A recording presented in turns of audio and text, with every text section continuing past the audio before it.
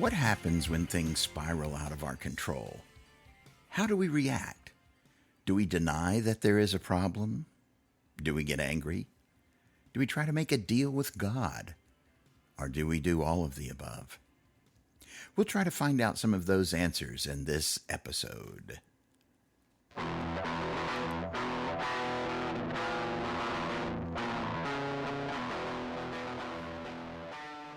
Hi, I'm Tim Rose, and this is part 2 of the podcast version of my musical, The Waiting Room. If you haven't listened to part 1, I highly suggest that you do so before listening to this episode. Otherwise, you may be confused as to what's going on. In this episode, we'll listen to 3 scenes and their accompanying songs. The first scene covers the anger we feel when we discover that there's nothing we can do to alleviate a situation. The next scene is a little comic relief as we poke fun at death. And the last scene of this episode, our character turns to God for some help.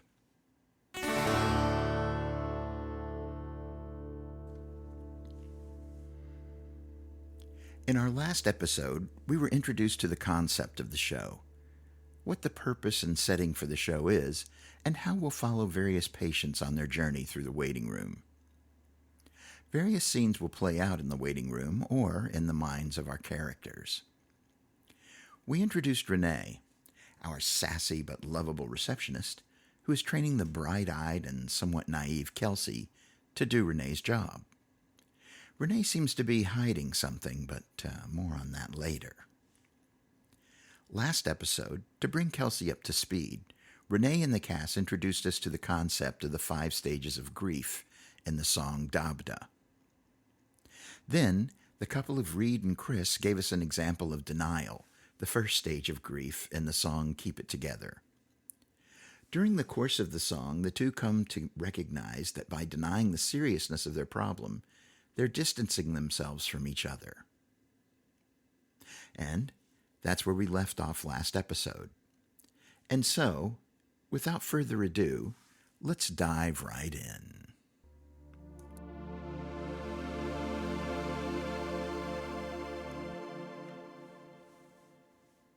Act 1, Scene 4.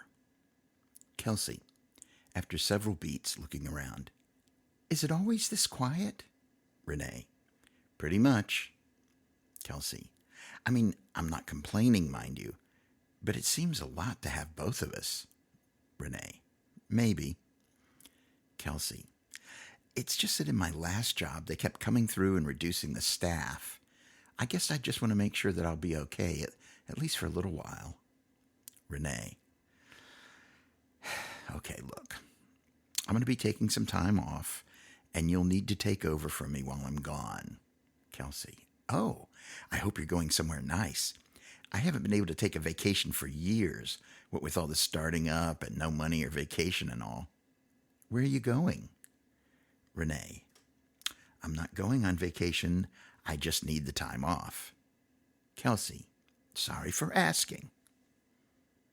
Still, it would be nice to know if I'll have a job when you get back. Renee.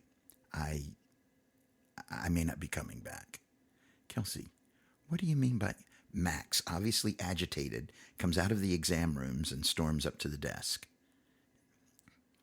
Max. I need to make another appointment for next week, although I'm not sure why. Renee. If you'd like, I can have the doctor speak to you. Max. Forget it. I don't have the time to waste. What's the big deal with making me wait so long to see the doctor in the first place? Renee. Well, I'm sorry you had to wait. Max.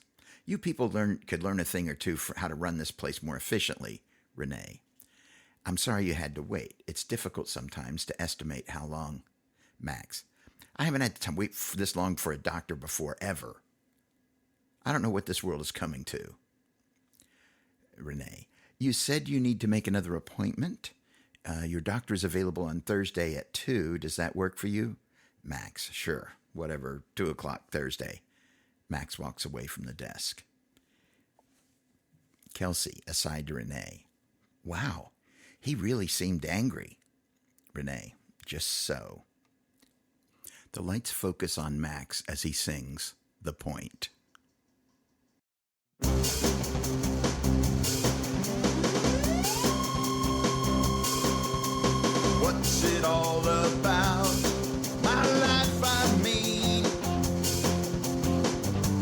I wonder what's the point of everything when all the noise and clutter has died down again.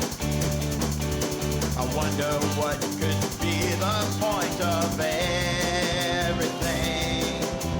Yesterday my life stretched out so far and wide. Today, as it turns out, it's a much shorter ride. So someone tell me please, so little time remains. What's the point of everything? I've had my share of fortune and my small share of fame. Neither of them ever seem to matter much, although both made me happy for a little while. They never brought me friendship or a loving touch. So what's it all about? My life, I mean. Hey God, what's the point of everything? I'm done telling you how great thou art. Do you reveal my part in everything? Yesterday my life was like a sunny day. Today the setting sun burns out and runs away. So someone tell me please, so little time remains. What the hell's the point of everything?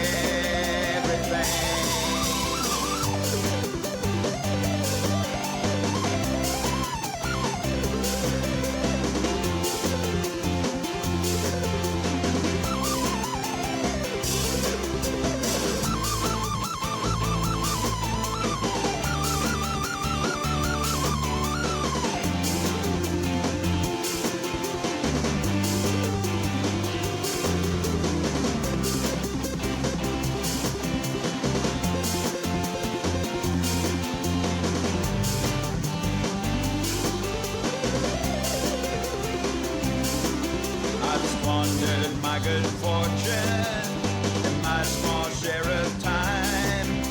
I worked my fingers to the bloody bone. I've been around the world about 1,000,000 times, but I'd give anything for a few more months at home. But now it's just not fair, and I don't care about anything until I get to know the point of everything. Why me, God? What did I do? I don't deserve it, and you know it too, because they say that you know everything. They say you want my soul, you better look out, son. If you see me coming, I think you better run, 'cause I don't get to get the point of everything. No, I don't get to get the point of anything. No, I don't get to get the point of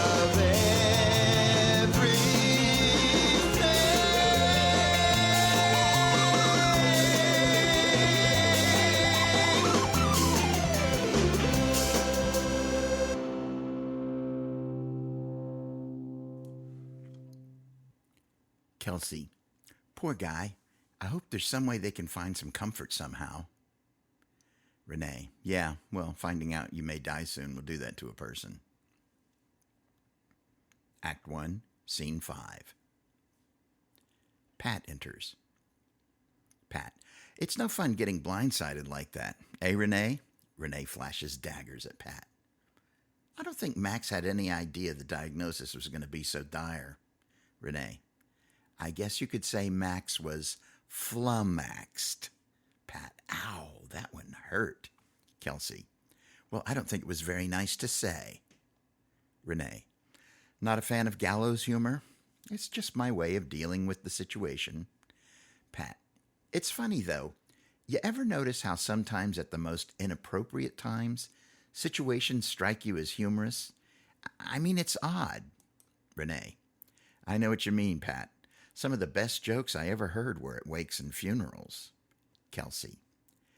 I remember at my last job, when they announced they were laying everyone off, I just burst out laughing.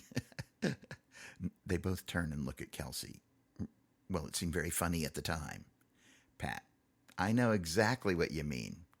I don't think it's unusual at all. In fact, Pat sings Go Ahead and Laugh. Sometimes when life is at its worst, you may wonder why.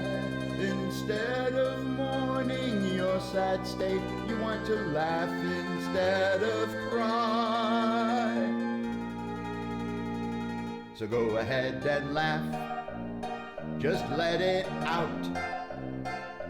Life is funny, so is dying, there's no doubt.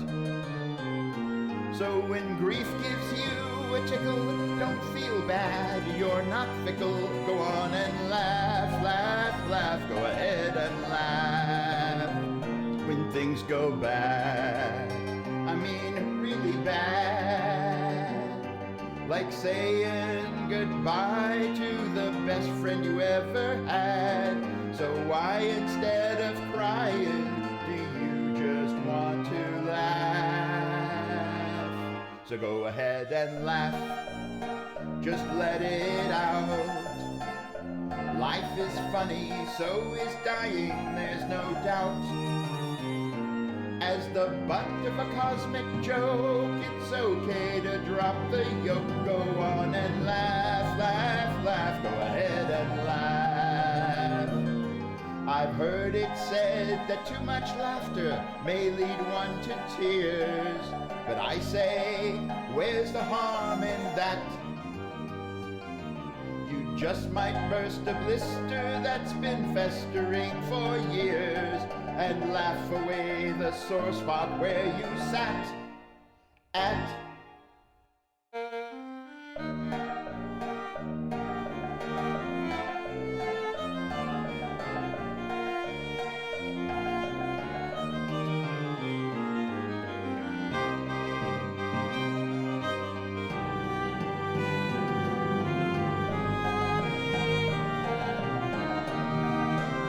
So go ahead and laugh, just let it out. Life is funny, so is dying, there's no doubt. It's all one crazy trip, so baby, let her rip. Go ahead and laugh, laugh, laugh, go ahead and laugh. Go ahead and laugh, laugh, laugh, go ahead and laugh.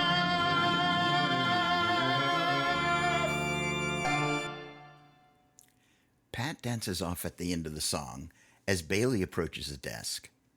Renee. For a minute, I thought Pat was going to walk up the walls and go full Donald O'Connor on us.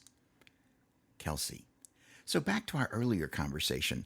I don't want to pry, and I totally respect your privacy and all, but if you're not going on vacation, where are you going? Act 1, Scene 6. Renee, aside to Kelsey. Hold that thought. Here comes one of our program stars. Kelsey. Doesn't look very happy. Renee. Bailey is a 4-time cancer survivor in one of our programs. Kelsey.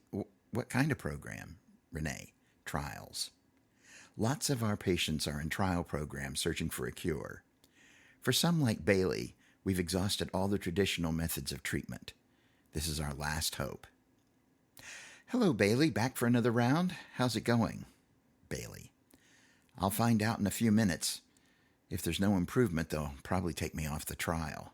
Renee. Oh, I hope not. I guess that would mean we wouldn't be seeing you around here anymore. Bailey. I'm afraid that's exactly what it might mean. The lights focus on Bailey as they leave the desk and sing Miracle.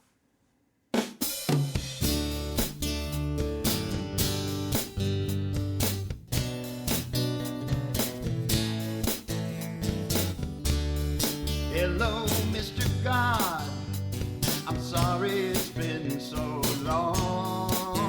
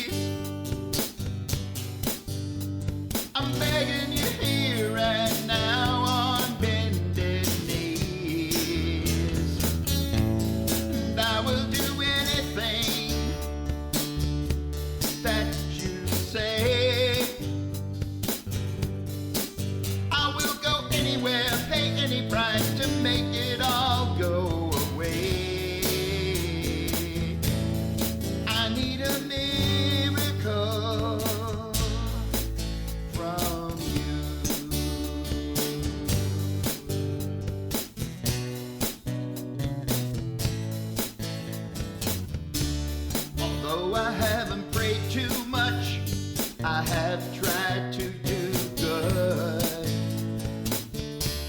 And since we haven't spoken lately, I'm not sure where I stood. The doctors say I don't have long before my final bow. I just thought that you could help, maybe some way, somehow. 'Cause I need a miracle, if you please. I'm begging you here and now on bended knees, and I will do anything that you say. I will go anywhere, pay any price to make it all go away. I need a miracle from you.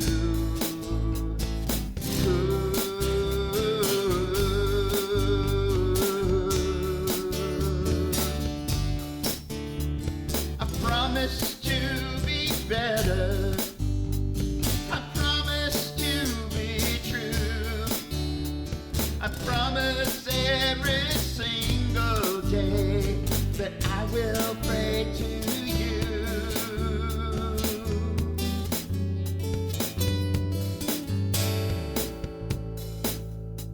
'Cause I need a miracle,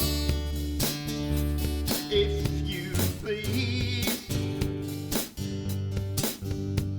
I'm begging you here and now on bended knees, and I will do anything that you say. I will go anywhere, pay any price to make it all go away. I need a miracle from you just to make it through. I need a miracle from you. Oh, a miracle is what I need from you. Lord, I need your help to make it through.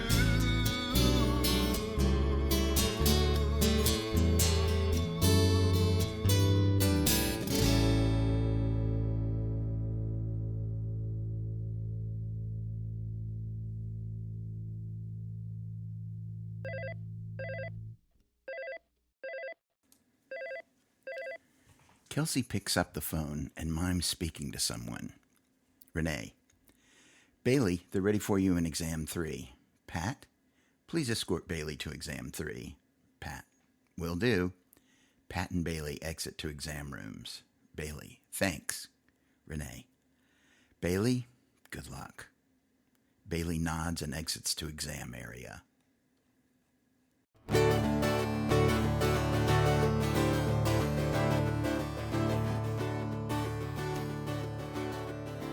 That's all for this episode. Join us in 2 weeks when we conclude Act 1 and move on to Act 2. As always, please feel free to send me comments on this episode via Facebook at the Tim Toons Podcast group, or email me at timtoonspodcast@gmail.com, or via Twitter at Rimtoes. Or if you are a Patreon subscriber, you can send me messages via Patreon.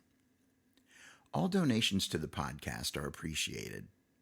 And if you'd like to donate to cancer research, may I suggest that you go to vohboston.org/donate and make a donation to Voices of Hope. You can also help out the podcast by writing a review on whatever podcast tool you use, or by liking us on Facebook or iTunes. That will go a long ways towards increasing my reach.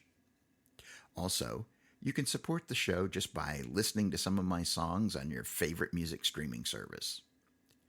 Whatever you do to support the show, I appreciate it. We'll be back in a few weeks with Part 3. Until then, good day.